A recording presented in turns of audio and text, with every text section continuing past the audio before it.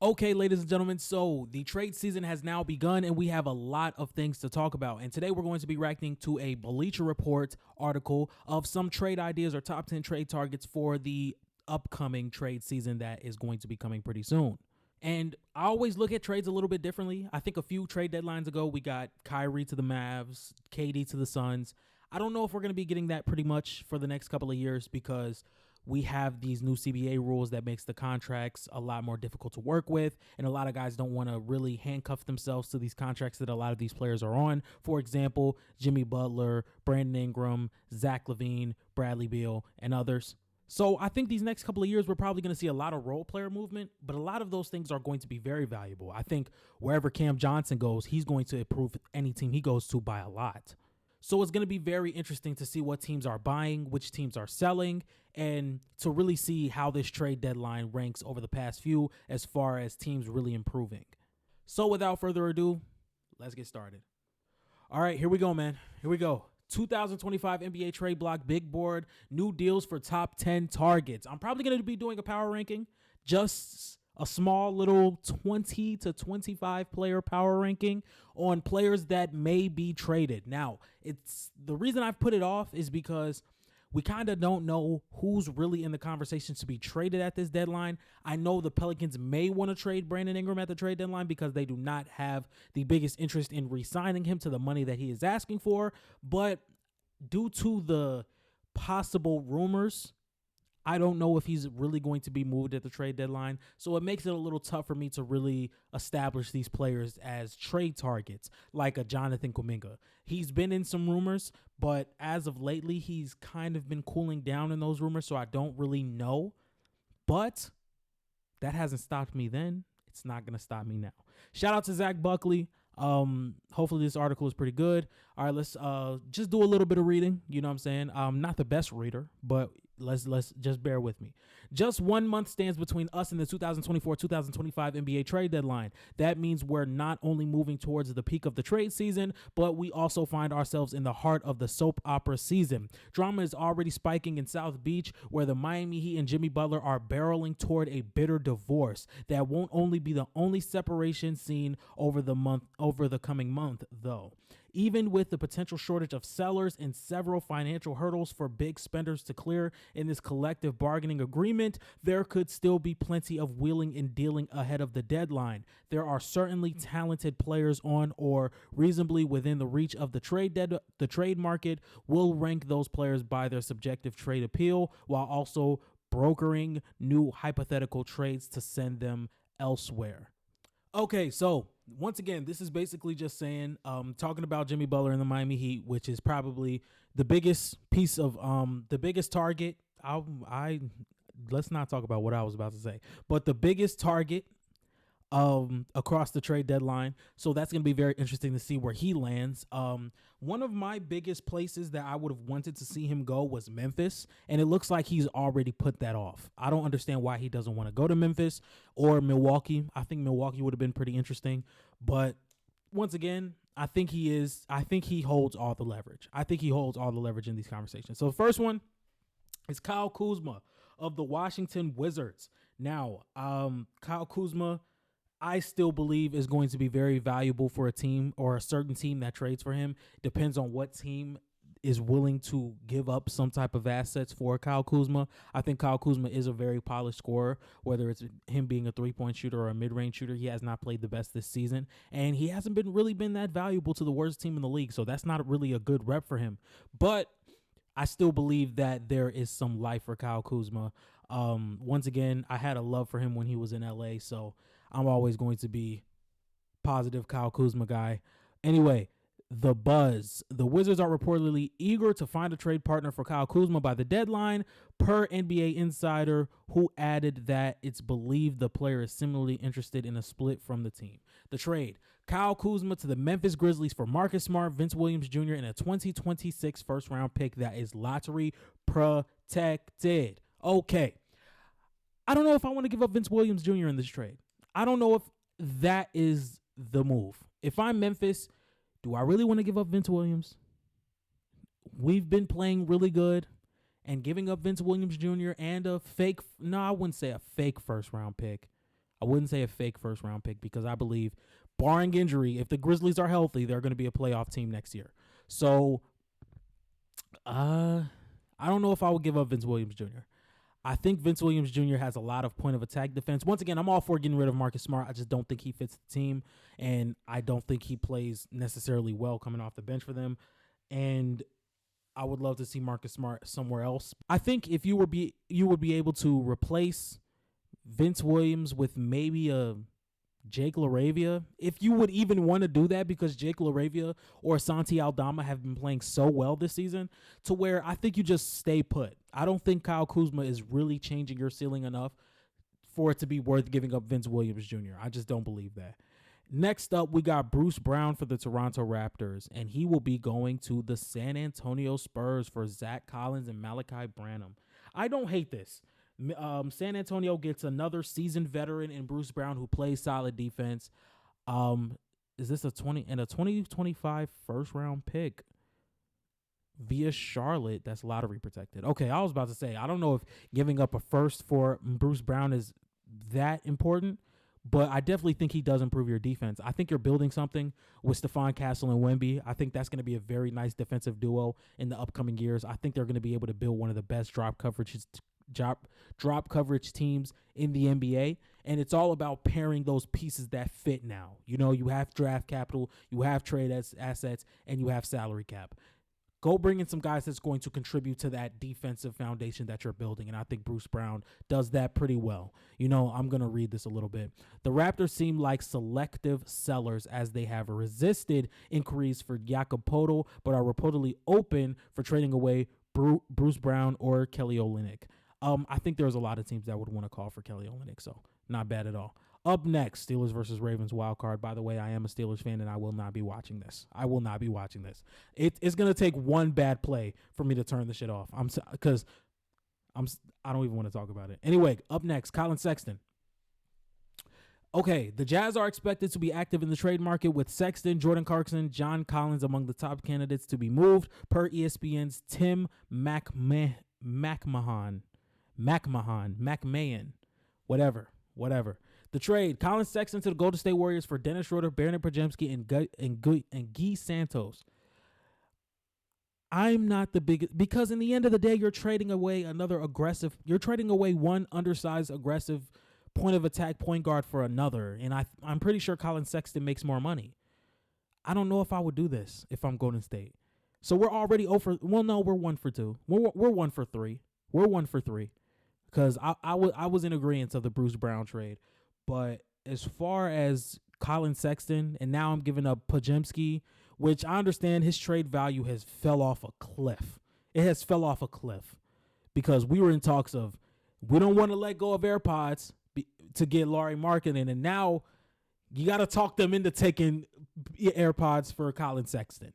So, yeah, we've hit a road, but again, I don't think this is what the Warriors are missing. Like, that's what I'm saying. Like, if you're going to give up assets, it needs to be for something that you are lacking in. And I don't think the Warriors are lacking in the aspect of having undersized point of attack defenders. You have Dennis Schroeder, you have Gary Payton. You need somebody who is going to be able to give you 19 to 23 a night consistently.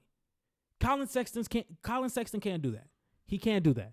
So I don't think this is the trade. They're still showing Steelers versus Ravens. They're doing this on purpose. Anyway, Zach LaVine, I'm going to guess that this is either to the Pistons or the Denver Nuggets.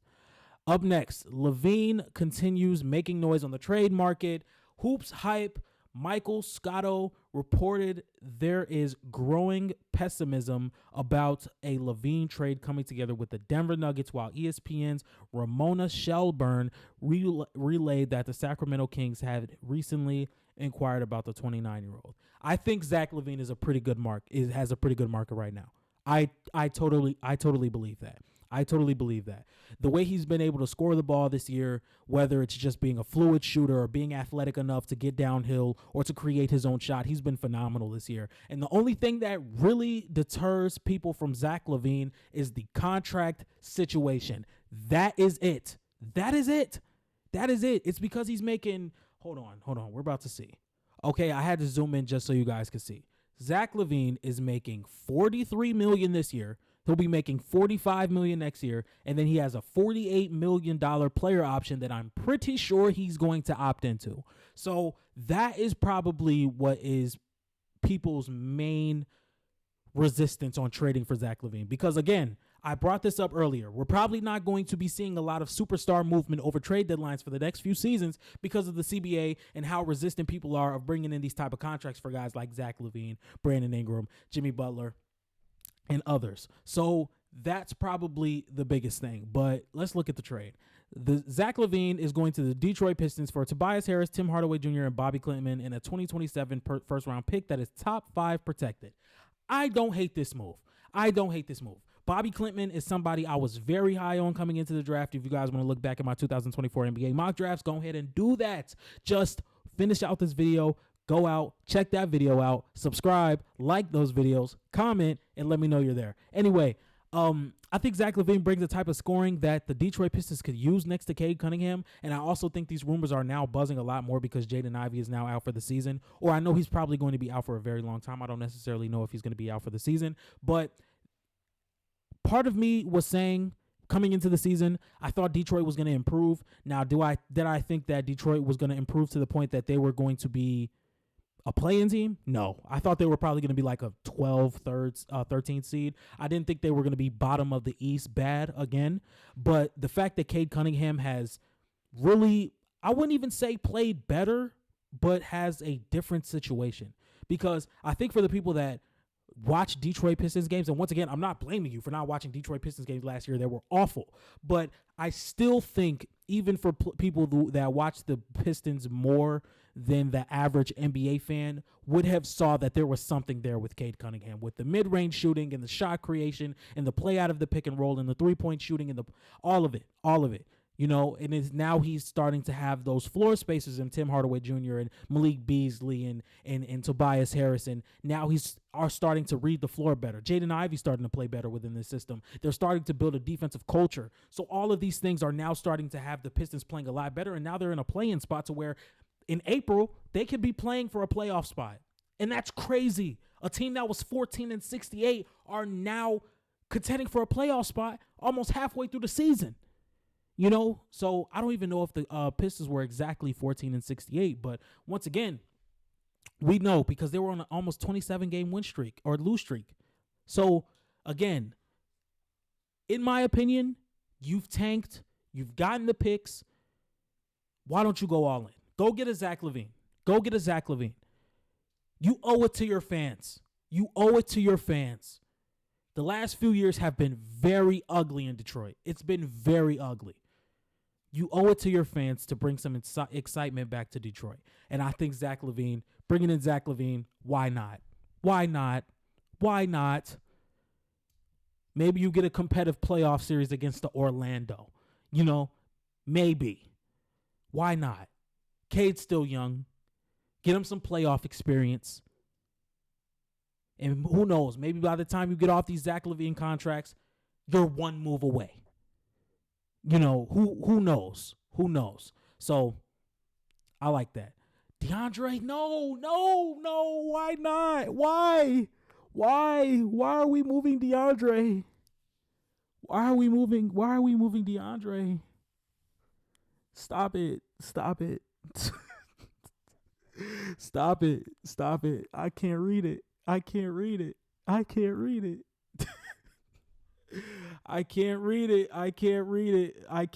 Let's see where you have him. What's this guy's name? I'm forgetting his name already. Let's see where you have him going. Zach Buckley. Let's see where you have him going. DeAndre Hunter, the Atlanta Hawks, in my opinion, is probably the most improved player or the sixth man of the year. Either one. I had him for sixth man of the year on the Hoop Talk podcast with me and Mars Talk Sports. Good friend over there at Players Choice. You know what I'm saying? We always got to mention that podcast because, you know, we talk real high-level basketball over there. Anyway, Hunter's apparent breakout season has largely quieted trade talks around him, but he was recently mentioned as being among players the Denver Nuggets have either expressed interest in or have preliminary trade discussions on, per The Athletic's Tony Jones and Sam Amick. The trade: DeAndre Hunter and Bogdan Bogdanovic to the Golden State Warriors for Jonathan Kuminga, Dennis Schroeder, Gary Payton, Kevon Looney, and a 2027 first-round pick, top 5 protected. Okay, so once again, I did not think bringing in a guy like, or trading away like DeAndre Hunter would be, I don't know if this is the best package, because once again, Atlanta does not have their picks. As of right now, you are going to win more games with DeAndre Hunter than you are with Jonathan Kuminga. What are the Hawks' goal?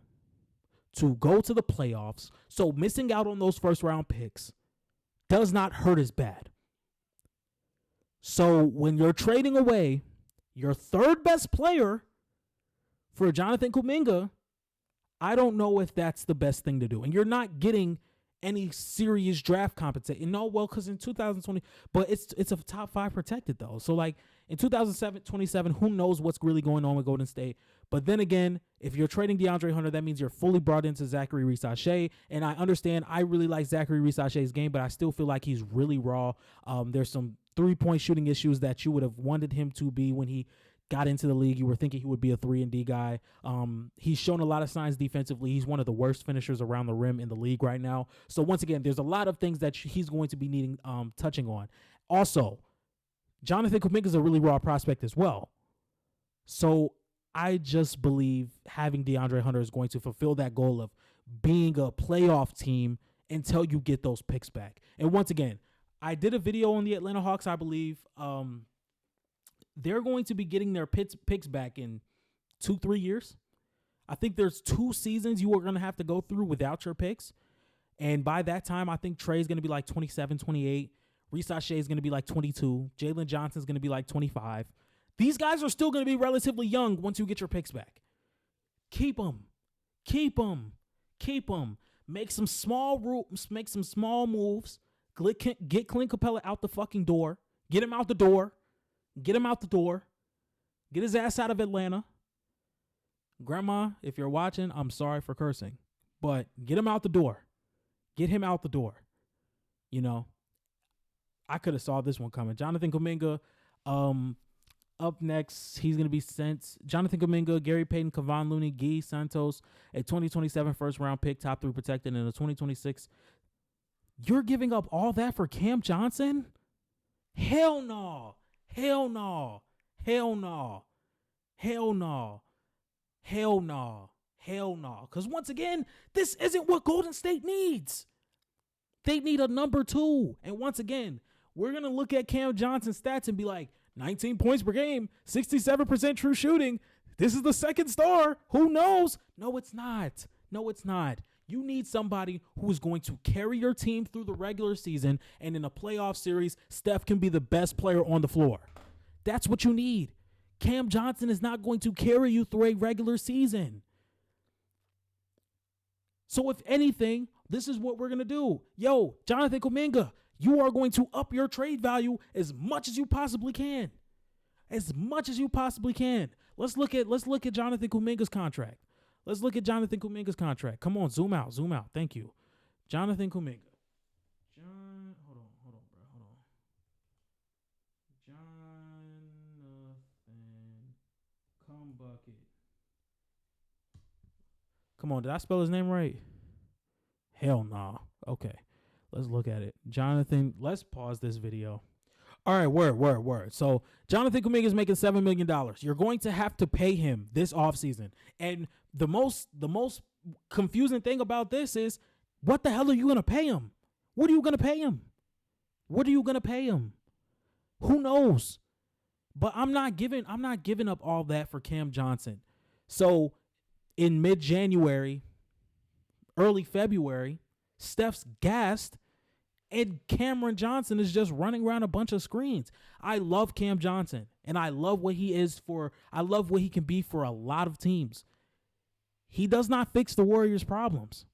He does not. Up next, Brandon Ingram. This is interesting. I'm really intrigued to see where he's going to go. Very intrigued.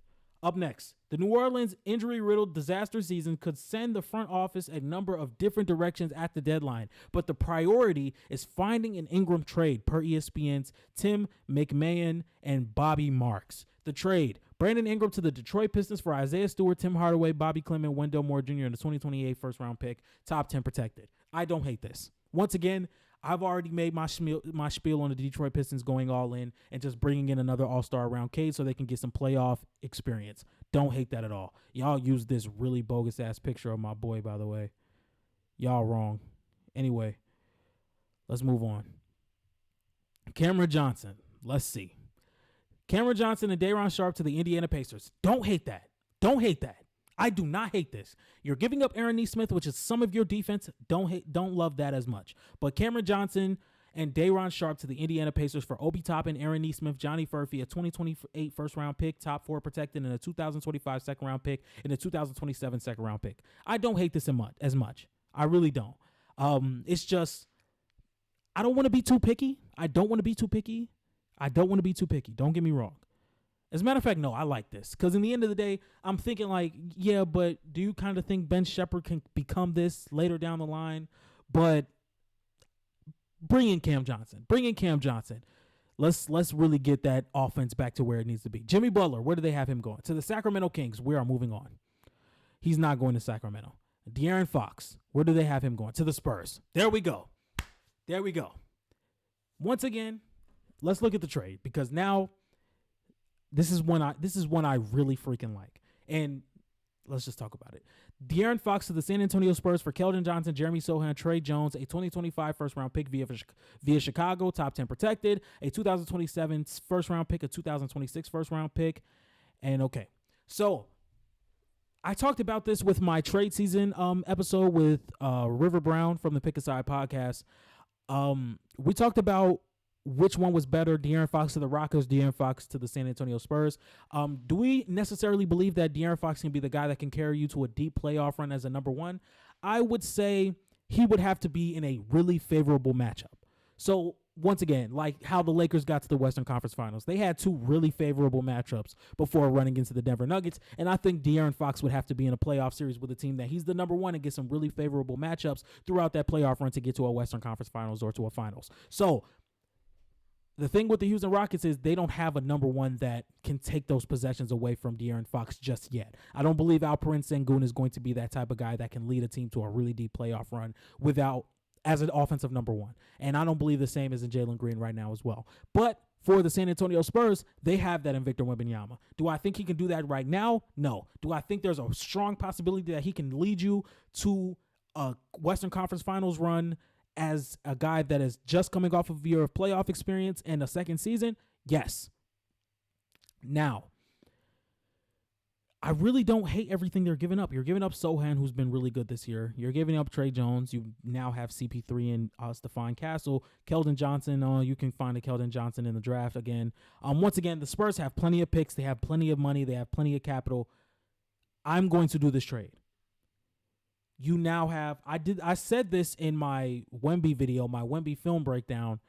If you had a point guard that creates constant rim pressure versus Wemby being able to pop and get open shots, he has way more open shots than he already gets. And the thing is with De'Aaron Fox, I think once he starts playing with Wemby, he can start attacking the rim a lot more. Now, this is what I mean by attacking the rim a lot more. De'Aaron Fox, this is his percentage of field goal attempts between 0 and 3 feet. 24% in his rookie year, 28% in his second, 31 in 20 as a 22-year-old. Then it falls down to 23. Then it falls down to 19. Then it falls down to 17. Then it falls down to 13. Then it's still at 13.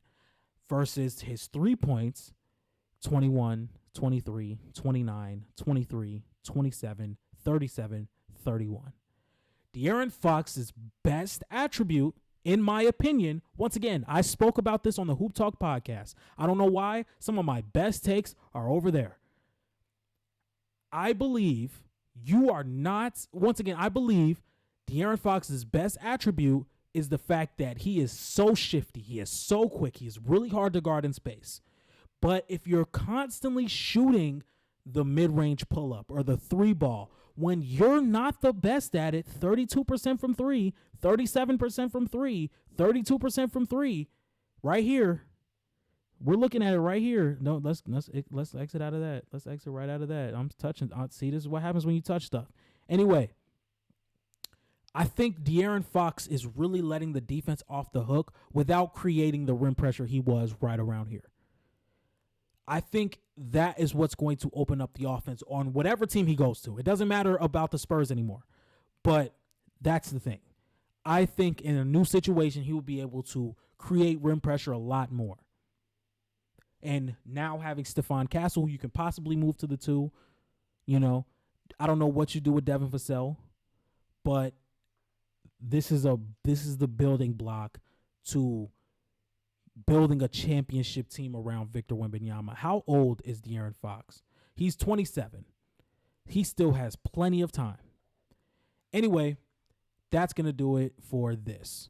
All right, ladies and gentlemen, thank you guys so much for watching this video. If you guys had fun watching this video, be sure to like, comment, and subscribe. I try to do as much videos as I possibly can, put out as much videos through the week. Once again, we are going through a production upgrade, so there are going to be a lot more things that I do on this channel, and everything's going to look a little bit more professional. Once again, thank you guys for 1,000 subscribers and now being monetized. So once again, I'm going to stick to my word and up my production as I kind of alluded to over the past few months.